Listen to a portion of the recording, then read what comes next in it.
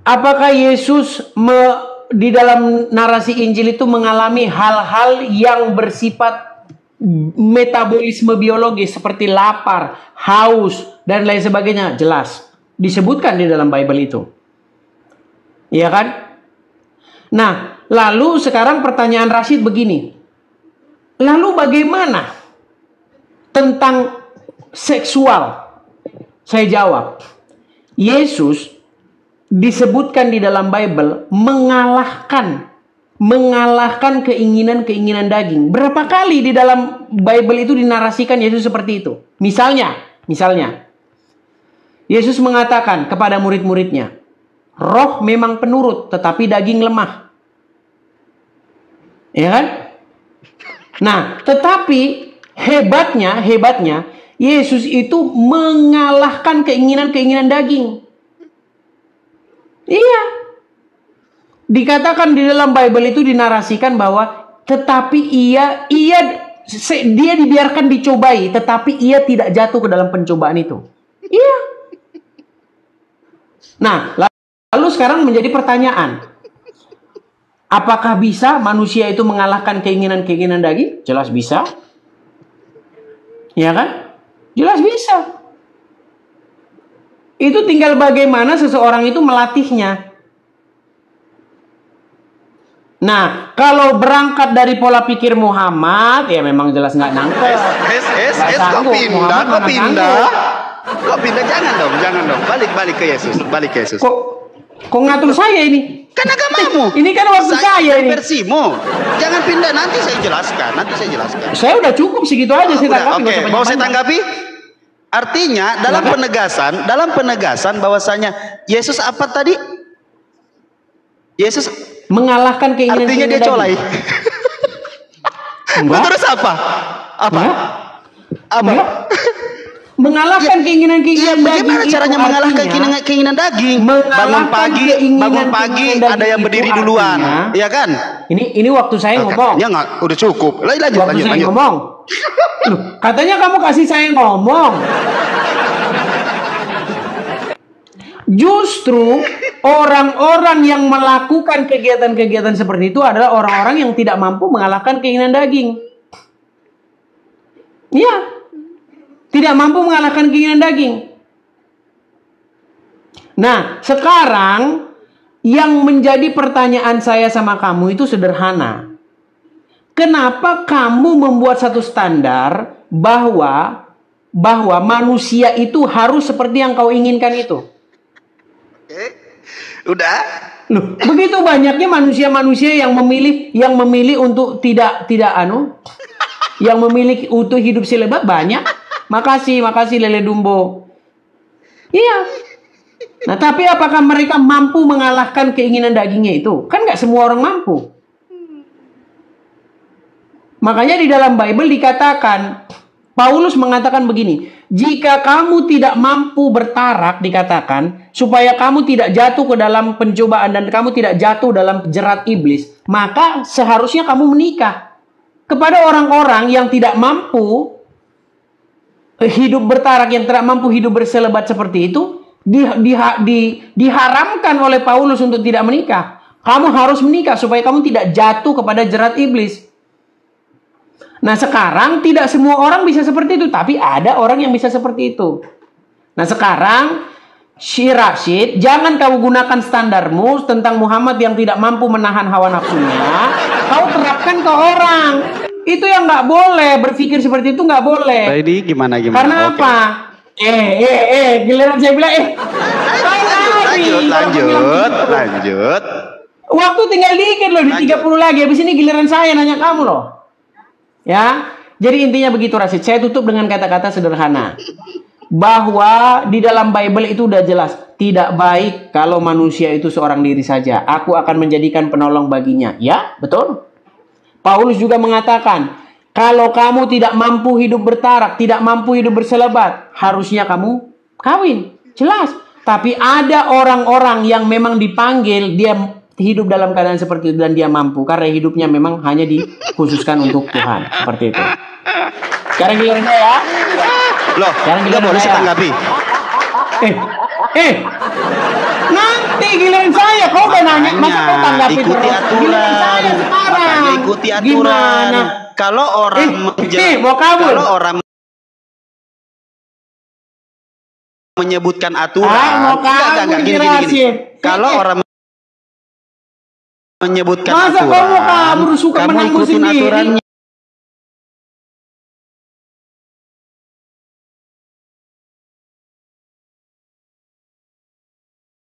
Waktu saya. Aturannya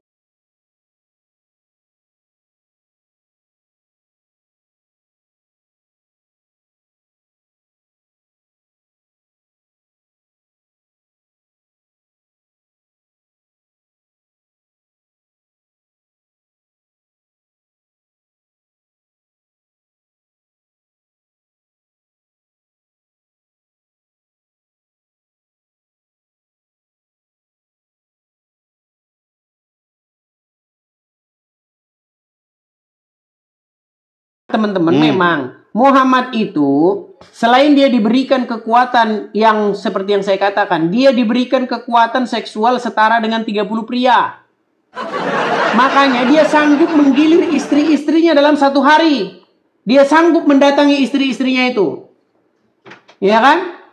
Nah, makanya gue bilang sama Rashid, mau berapa menit pertanyaannya.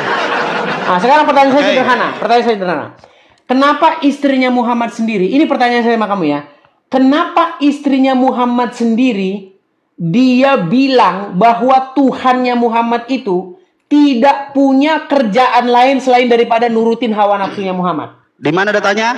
Perkataan itu tertulis di dalam Sahih Bukhari 4414. Nih, lihat ini layar saya. Itu bukan data, itu bukan data. Sahih Bukhari 144. Oke? 4414. Baca. Sahih Bukhari 4414. Udah? Kau nyari itu aja nanti udah 1 jam sendiri.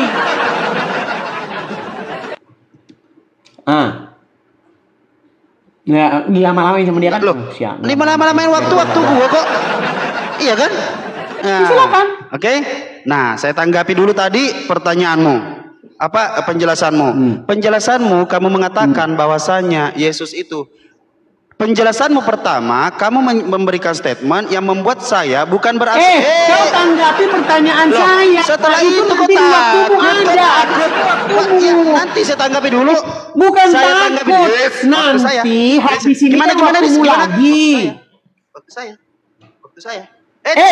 Waktumu nanti habis saya ini. manfaatkan waktu saya. Habis waktu saya dong. Nah, penjelasan pertama, kamu membuat saya berpikir bahwasanya Yesus itu mengalahkan nafsunya dengan cara colai.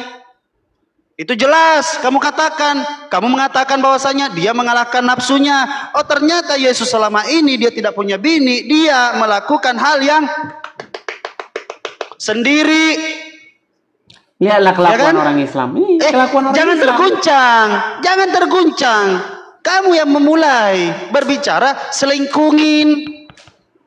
Rashid, dengarkan.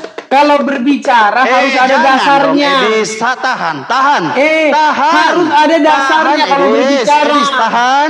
Edis, ini hanya cobaan, tahan. Oke? Rashid, kalau ngomong harus ada dasarnya. Dasarnya dari apa yang kau jelaskan, dia mengalahkan nafsunya. Di mana? Dalam Bible, dalam kitab yang kami percaya, di mana kencengin dasarnya? tap layar, kencengin. Artinya apa? Artinya Yesus ada birahi, Yesus ada nafsu, dan dia mengalahkan nafsunya. Datanya dengan cara dimana? apa? Masa dengan cara bengong habis itu cerot tiba-tiba? Ya enggak dong.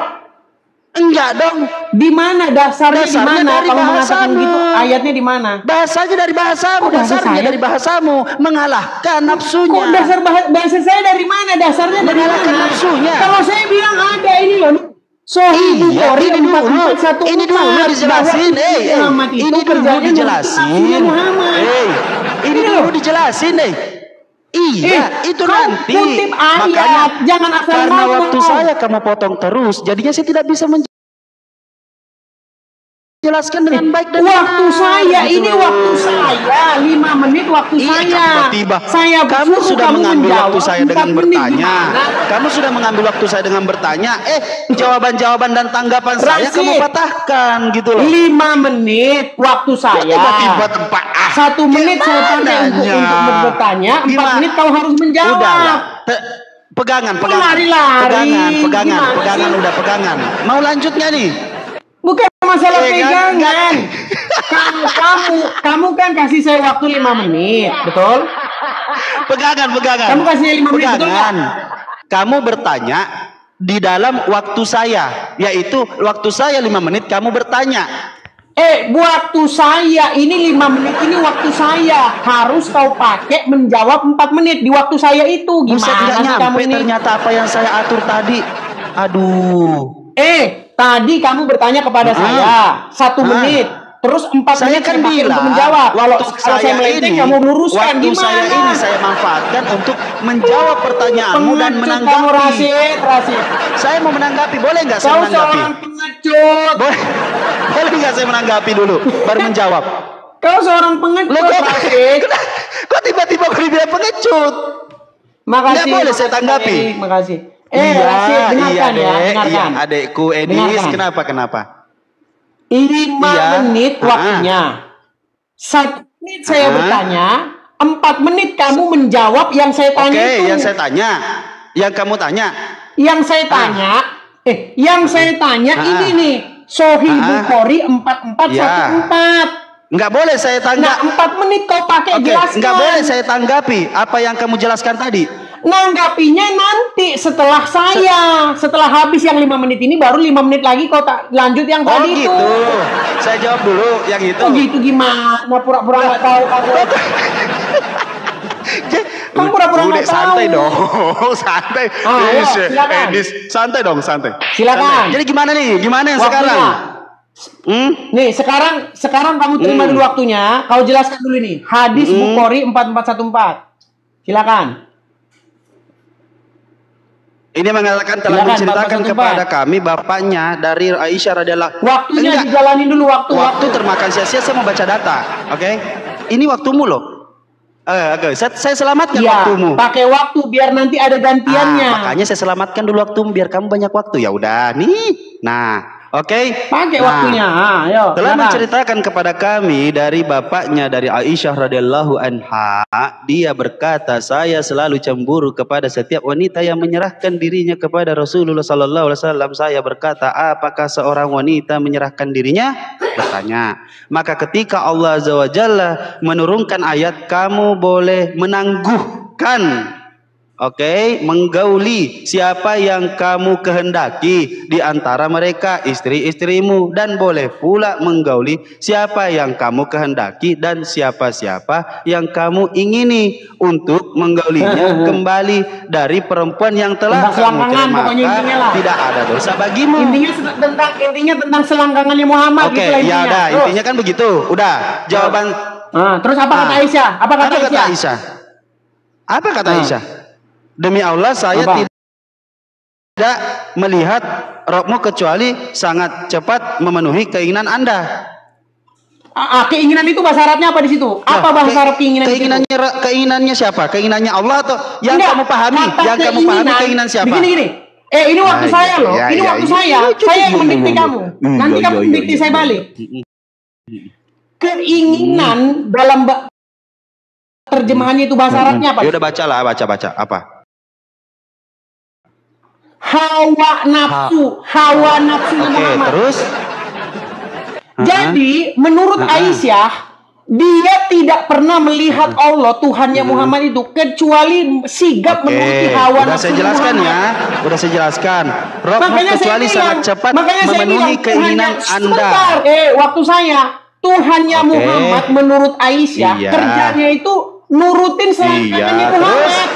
Gimana lagi? Apa lagi? Terus gimana? Ada dasarnya ini loh. Iya, itu dasarnya 4414. Terus hadis Bukhari 4414 bahwa Aisyah tidak pernah melihat Allah kecuali nurutin selangkangannya Muhammad. Terus hawa nafsunya Muhammad. Terus Silakan. Tanggapanmu. Yang kamu terjemahkan di situ memenuhi atau keinginan?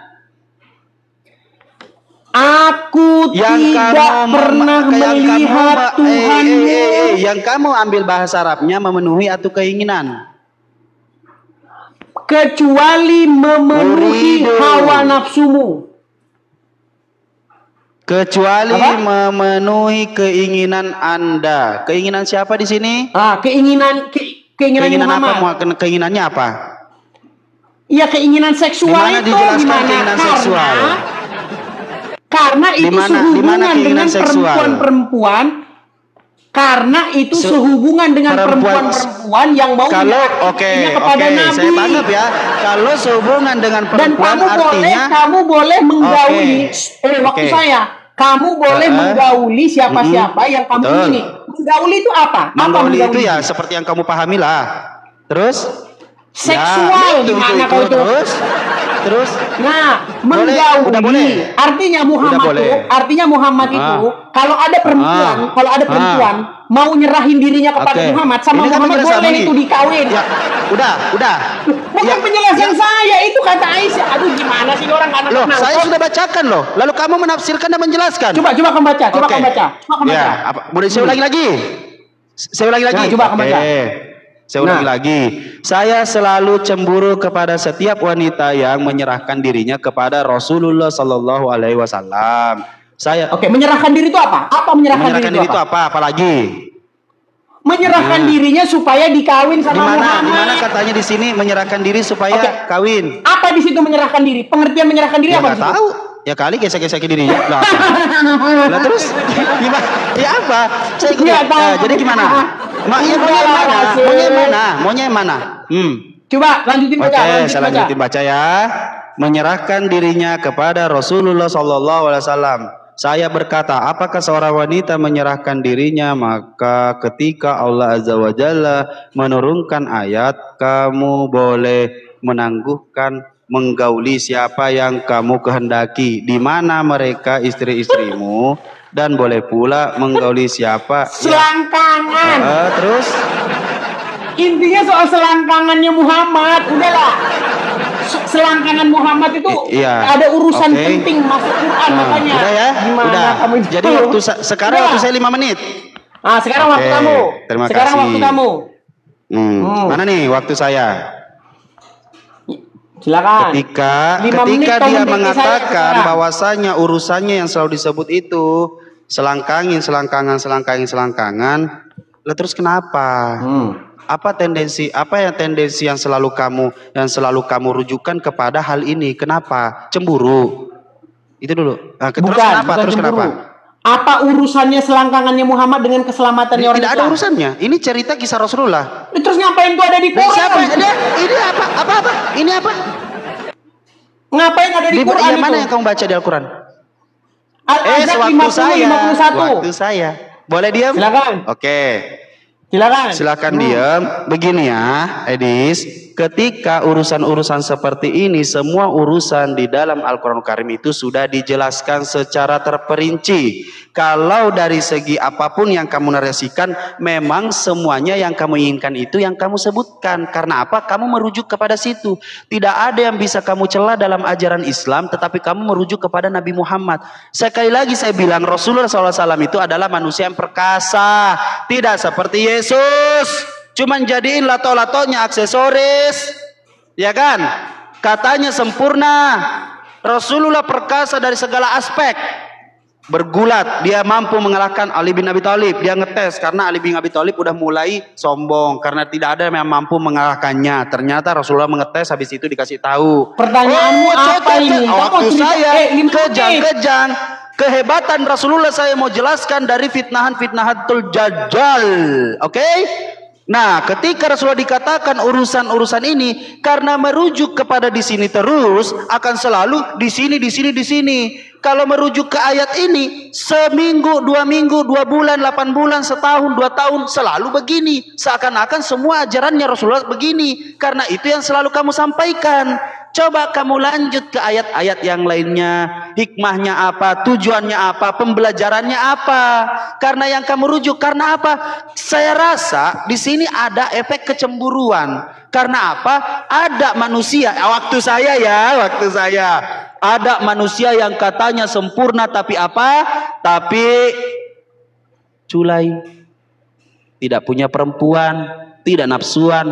Saya curiga ini normal apa enggak?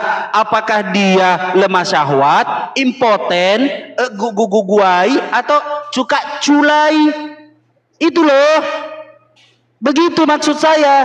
Jadi orang seperti ini katanya manusia. Dia bisa mengalahkan hawa nafsunya. Lah, dia bisa mengalahkan hawa nafsunya dengan cara apa? Dengan cara emang udah ada filmnya Yesus pada saat itu.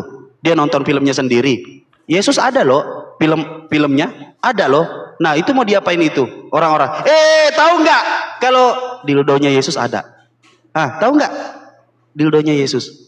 Udah pernah nonton? Udah pernah lihat dildonya Yesus? Coba cek. Jadi manfaatkan Google-mu kalau Yesus itu ada dildo. Vibrator. Bikin kayak begitu perempuan. Nah, itu palanya Yesus tuh. Itu pala Yesus tuh. Itu palanya Yesus di situ yang bisa bikin perempuan yang bisa bikin perempuan hilang apa? Hilang keseimbangan.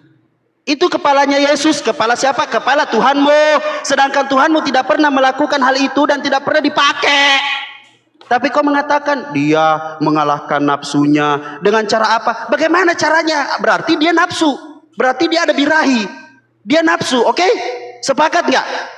Berarti Yesus nafsu, dia birahi. Ya kan? Artinya apa? Kalau mau merujuk selalu ke situ. Iya, Rasulullah sempurna kok. Punya nafsu, punya ajaran. Bagaimana ajarannya ini? Nanti dirapihkan. Seperti apa merapihkan ajarannya? Tidak boleh begini, tidak boleh begini, tidak boleh begini, tidak boleh begini. Banyak ajarannya. Artinya apa? Semua ada runutannya dalam pembelajarannya Rasulullah SAW. Kalau cuma mau dipotong-potong di sini aja, setahun, 2 tahun, 3 tahun, 4 tahun, 5 tahun, itu aja dalam otak lu. Lu nggak pernah fokus kepada Yesus. Kenapa itu dijadiin gantungan kunci itu? Itu bukan gantungan.